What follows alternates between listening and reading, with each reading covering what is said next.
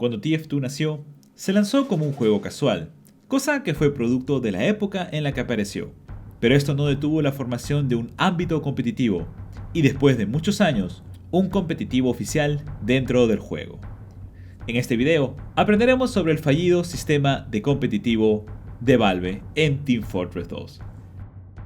Como dijimos, en 2007, cuando TF2 se lanzó al público, fue como un juego casual, pero fue la misma comunidad quien organizó eventos de competitivo el mismo año de lanzamiento. Sí, hay torneos de TF2 que datan del 2007 y también 2008. Estos no poseían las reglas y normas que actualmente rigen los modos como Sixes o Highlander, pero fue un paso que la comunidad abordó para disfrutar este juego de forma diferente. Con los años, cosas como las whitelists se comenzaron a perfeccionar, así como los límites de clases para modos como Sixes o Ultiduo. Hay varios torneos de competitivo de TF2 que tienen pozos muy buenos, pero que palidecen ante los de otros juegos. Fue tanto el crecimiento de la escena competitiva que Valve tuvo que reconocerla. Por eso es que se agregan medallas de los torneos de competitivo y también hay modos especiales en los servidores para torneos. Como ven, el competitivo de TF2 fue construido por la comunidad. Pero la pregunta quedaba, ¿TF2 podría tener un competitivo oficial y no recurrir a lobbies? ¿Podría TF2 competir contra otros juegos con un modo competitivo en mente? Pasemos a 2016, la actualización de Meet Your Match. En esta actualización se agregó el nuevo modo de buscar servidores, con el casual y, más importante, el competitivo. El competitivo de Valve se centró en el modo Sixes, pero sin límites de clases, y es un modo que hasta ahora tiene fallas. Y no me crean a mí, sino a los expertos. I have such complicated feelings on Valve's involvement. The communication from Jill and Driller is really cool. We've never had that before, and they're super nice people to talk to. And while that's good, and I'm happy about it, and I feel like such a jerk for saying this, it's hard to not look at that and feel like it's still just too little too late. In the early days of esports, it was all about the community driving competition.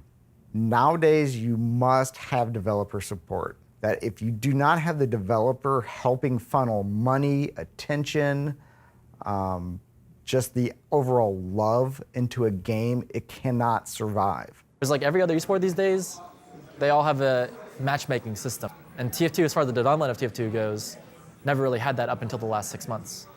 When we finally did get it, it was kind of half-baked. It wasn't fully complete.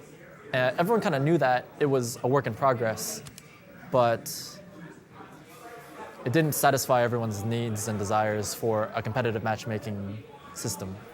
Matchmaking was created by Valve mostly as a way to bridge the gap between casual and competitive.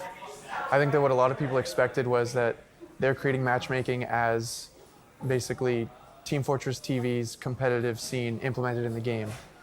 But those expectations were not accurate. Like, I kind of see their perspective. They want to get the public player that just installed the game wanting to play competitive and feel at home, but on the other side of the table, they've developed a system that doesn't actually do anything when it comes to matchmaking, and I feel like that itself is just an embarrassment. For example, if you just start playing the game, like you're rank 1, you'll play against the highest level rank if there's not enough people, and it's honestly just a shame. Entonces, podemos ver que hay poca afluencia de jugadores. Si un jugador se iba del servidor, el servidor cerraba. A medida que más rango tuvieras, más tiempo tenías que buscar una partida. Y debido a la falta de jugadores, podías irte a cualquier parte del mundo a jugar. Con Jack el Inferno llegaron muchos cambios en las armas, cambios que se realizaron con el competitivo en mente. Como dijimos, en el competitivo existen whitelists, o sea, listas donde se anota qué armas están prohibidas por diversos motivos. Valve realizó estos cambios porque quería que todas las armas de Team Fortress 2 fuesen viables en su competitivo. Cosa que no está mal, pero cambió el lado casual del juego, afectando pues a una gran parte de los jugadores. Entonces, ¿estos cambios y soporte continuo ayudaron al competitivo de Valve? Pues no. This matchmaking is pretty crappy, I'm gonna be honest.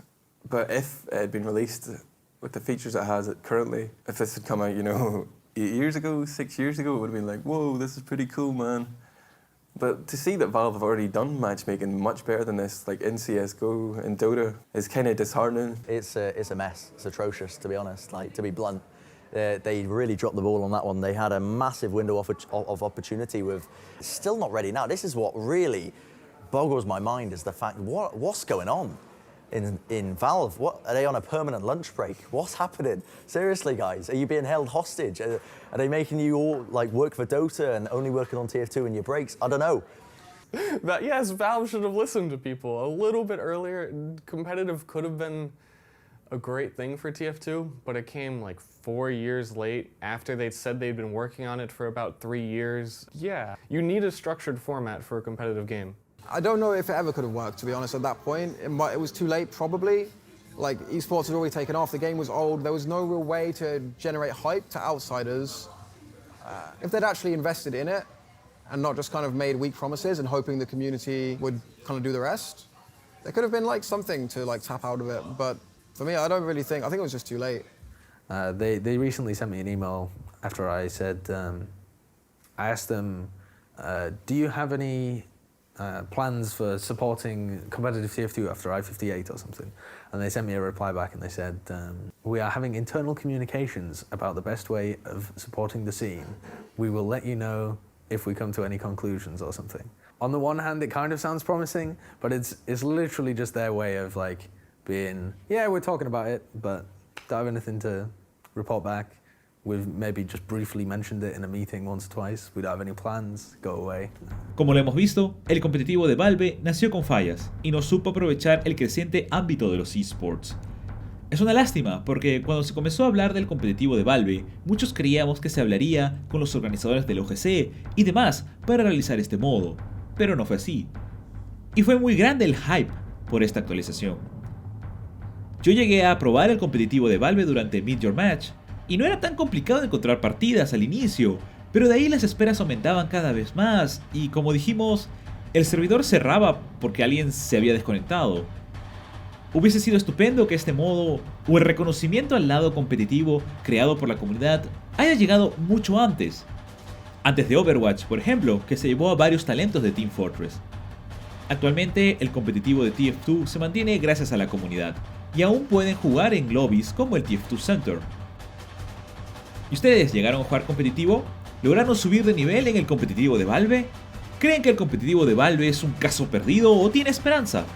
Dejen sus opiniones en la caja de comentarios. También les estoy dejando el enlace al documental de competitivo de TF2 Ready App Competitive Team Fortress 2 en la descripción del video. Esto ha sido todo por ahora. Nos vemos en el próximo video. Cuídense.